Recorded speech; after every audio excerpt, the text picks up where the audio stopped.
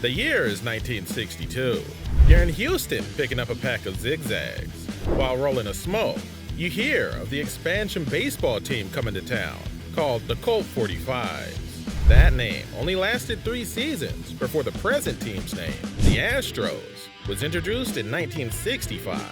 The NL team reached the championship series 3 times and the divisionals 5 other times before reaching the World Series in 2005. Their first actual World Series win came in 2017 when the newly acquired AL West team needed only 5 seasons to pull it off and another 5 to do it again in 2022.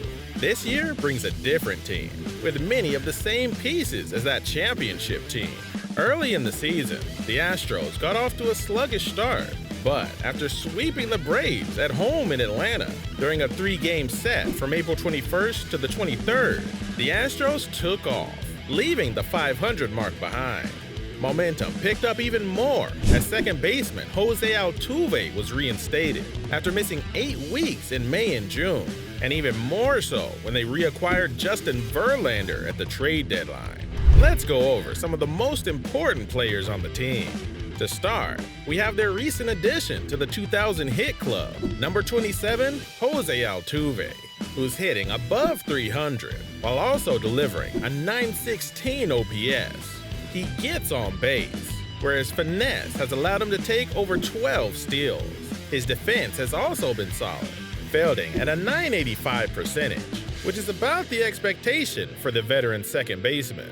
Altuve was born in 1990 in Maracay, Venezuela, and at 33 years old, he's become a leader in the clubhouse with 8 All-Star appearances, 6 Silver Slugger awards, and MVP honors to back it up. Next up would be the man at the hot corner, number 2, third baseman Alex Bregman. His glove has been solid, leading to an over .960 fielding percentage, which is about what we expect from him looking at his career average. The featured 2-hitter on the scoreboard, Bregman has collected over 125 hits, 42 doubles, 20 home runs, and driven in over 80 RBIs going into the playoffs. This man from the state of Louisiana was drafted 2nd overall in 2015, and today, fans can see what the scouts were talking about.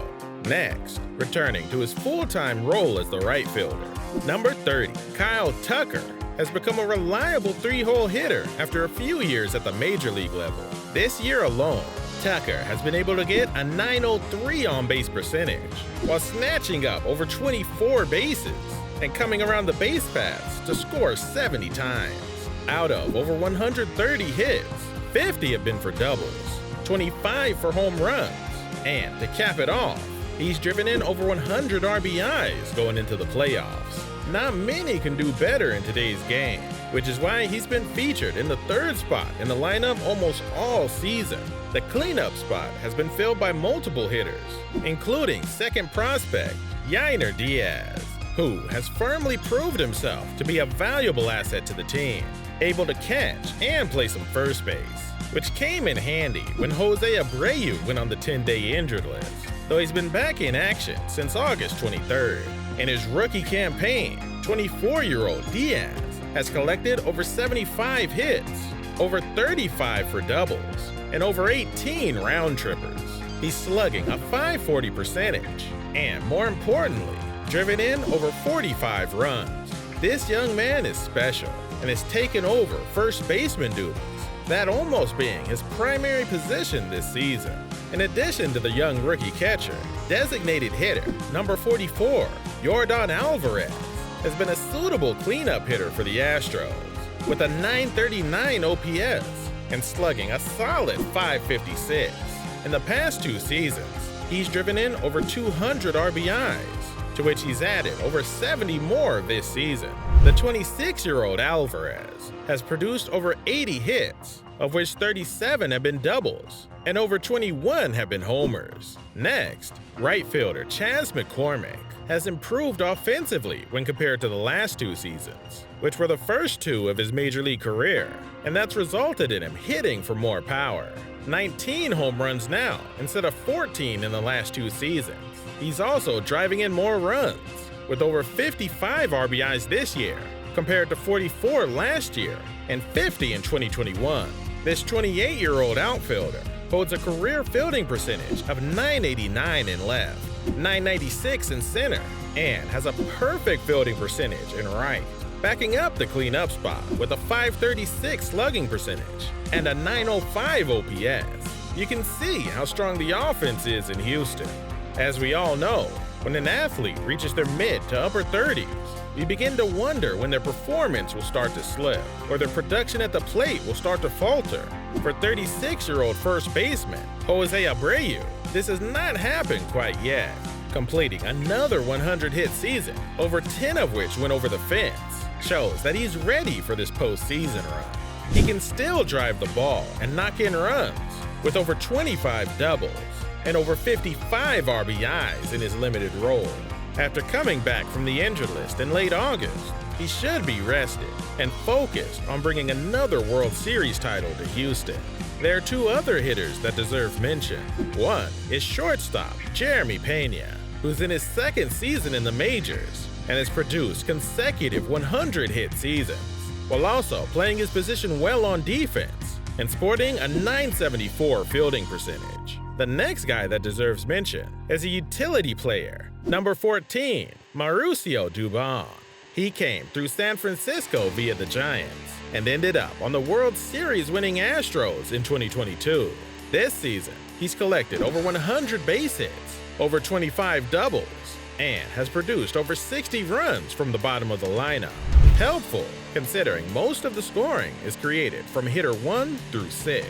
Earlier in the 2023 campaign, the Houston Astros pitching rotation featured left-handed pitcher Framber Valdez as its ace. But as of the trade deadline, the team picked up last year's ace from the Mets, right-handed pitcher Justin Verlander.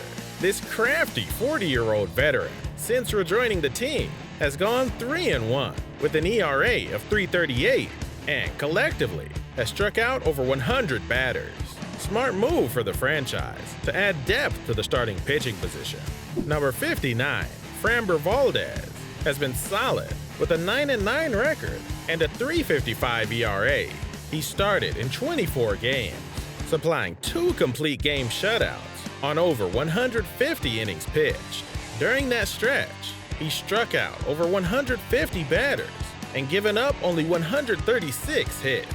Helping Framber and the team close out games at the back end of the bullpen is righty closing pitcher Ryan Presley. His performance at the end of the games has shut the door on 28 teams, earning the save out of his 32 attempts to do so. He's collected a 3-3 record, sports a nice .282 ERA, and has struck out 58 hitters in 54 innings played. So, do you think this team is ready for another deep postseason run? I know I do. There are many of the same pieces from the 2022 season, with many veterans and savvy baseball minds to minimize damage and maximize effectiveness at the plate. It seems like this organization has found a winning recipe and continues to add those ingredients year after year. Thank you for watching, and see you in the next one.